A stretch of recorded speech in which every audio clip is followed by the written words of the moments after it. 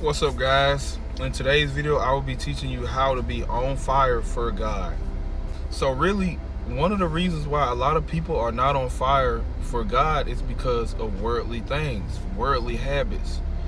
Us as humans, we have things that we tend to do that are not of God and that God don't like. So the more worldly things that you do, the more you push yourself away from God, the more that you pushing yourself and what you want to do instead of God's will and what He wants for you. So one, you move all the worldly things out. The things that you do of the world, you try your best not to do. Now we're going to start with number two. Number two is you need to start praying to God, praying to Him and asking Him to come and reveal Himself in your life more and more. And when you ask God this, you got to make sure you really want Him to do this work. You got to be like, God, I really want you to reveal yourself to me.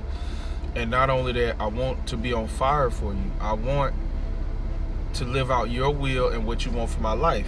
Now, this is a very dangerous prayer because God will start removing things in your life that's not lining up with what He wants from you. And not only that, He will remove and remove and remove. And you'll just wonder, man, like, why is that friend isn't talking to me? Why I don't have this anymore? Why is all these things going wrong and going on in my life? And God is, when He has you in that season of separation, it's for a reason. It's so you can draw closer to Him and be closer with Him. And number three, you need to be in the Bible. You need to be studying scripture. Now, it's going to be times where, you're not always going to study, but you need to be at least somewhat in the Bible, at least doing daily verses, doing stuff like that.